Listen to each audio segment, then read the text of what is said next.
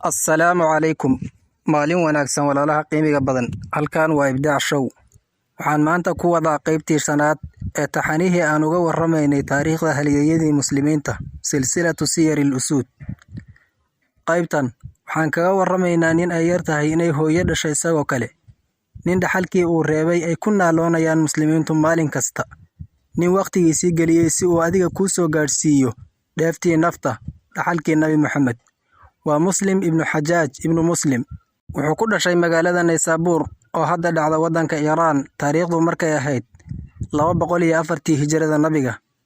Magaaladu waqtigaa waxay ahayd mid ka mid ah meelihii ugu muhiimsanaa ee loo doonan jiray cilmiga, gaar ahaan xadiidka nabiga.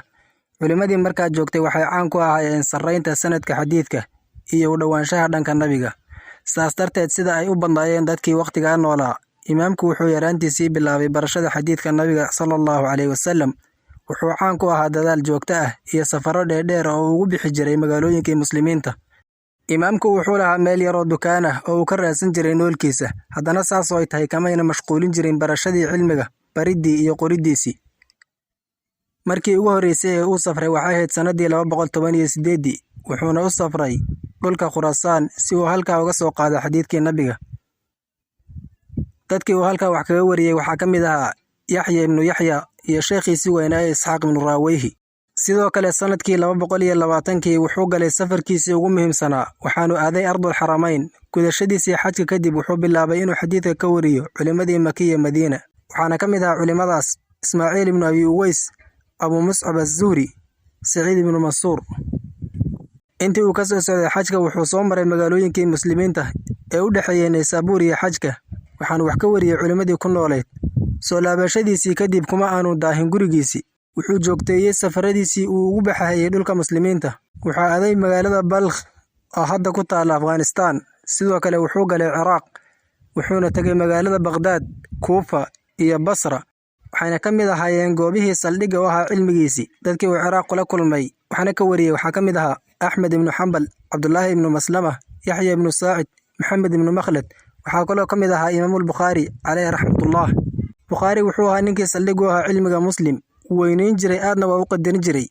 Wuxuu ka dhunkan jiray madaxa, wuxuuna dhihi jiray waxaan markhaati ka ahay adduunka inaanu joogin qof adigoo kale ah. Sidoo kale wuxuu dhihi jiray kuma naco qof aan xaasid ahayn.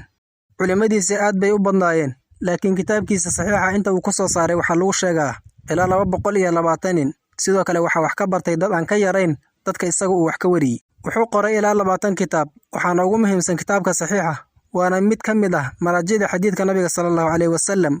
Waa kitaabka labaad ee ugu saxiixsan marka laga soo tago saxiixul Bukhaari. Xadiidta ku qoran wuxuu ka soo xulay in ka badan 300 oo kun oo xadiid, wuxuuna ku qoray xadiidka lagu ijmaacay inuu yahay saxiix. 15 sano oo qoraya kadib wuxuu u bandhigay muxadisiintii la nooleed. Xadiid kasta oo la durayna wuu ka saaray, ilaahina wuu ku anfacay ummadda muslimiinta. Ma jirto maktabad islaami ah oo aanu yaalin saxiixu Muslim. Sidoo kale ma jirto goob lagu daraaseeyay xadiidka nabiga oo kitaabkan aan lagu akhrin.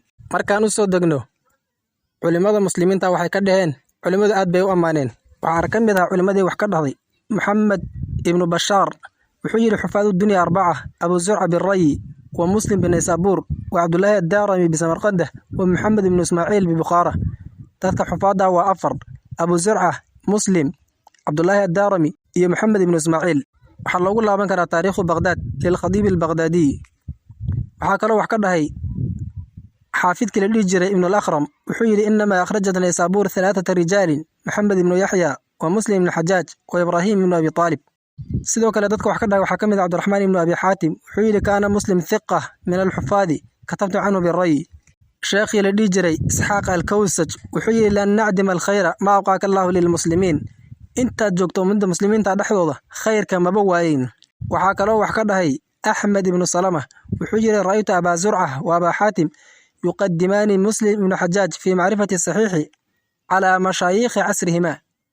labadii caalim ee waaweynaa cilmiga xadiidka la dhihi jiray Abaa Zurca iyo kii kale la dhihi jiray Abuu Xaatim way hormarin jireen buu yidhi Muslim ibnu Xajaaj. culimmadii waqtigaa nooleyd oo dhan bay ka hormarin jireen garashada xadiidka saxiixa. waxaa kaloo wax ka dhahay Maxamed ibnu Cabdulwahaab al-Farraa. wuxuu yidhi kaana Muslim ibnu Xajaaj min culamaa'i innaasi wa min awciyati alcilmi. wuxuu ahaa ummadda dhammaan culimmadoodii buu ka mid ahaa, wuxuuna ka mid ahaa weelashii cilmiga weel ka mid ayuu ahaa buu yidhahdaa. waxaa kaloo wax ka dhahay Salama ibnu Qaasim wuxuu yidhi kaana Muslim thiqa jaliilul qadri, qadarkiisu aad buu u weynaa min al a'immati buu ka mid ahaa buu yidhahdaa.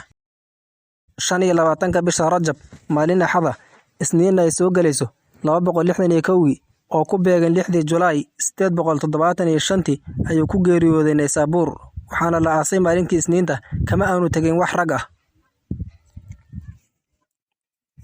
sababta geeridiisa waxaa la sheegaa inuu u dhintay arrin la yaab leh.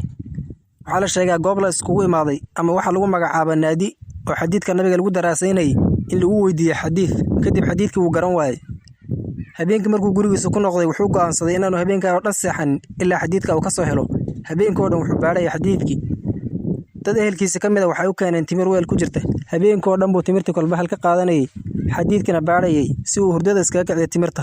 waagu markuu bariyey, xadiidkina uu ku guulaystay inuu soo helo, wuxuu u dhintay timirtii darteed. waa sida la wariyo dhimashadiisa inuu u dhintay. muuqaalkan intan uu ku egyahay. fadlan haddii aad nala socotay waad ku mahadsantahay. muuqaalka la wadaag asxaabtaada. haddii aad nagu cusub tahayna nagu soo biir. wassalaamu calaykum waraxmatullah.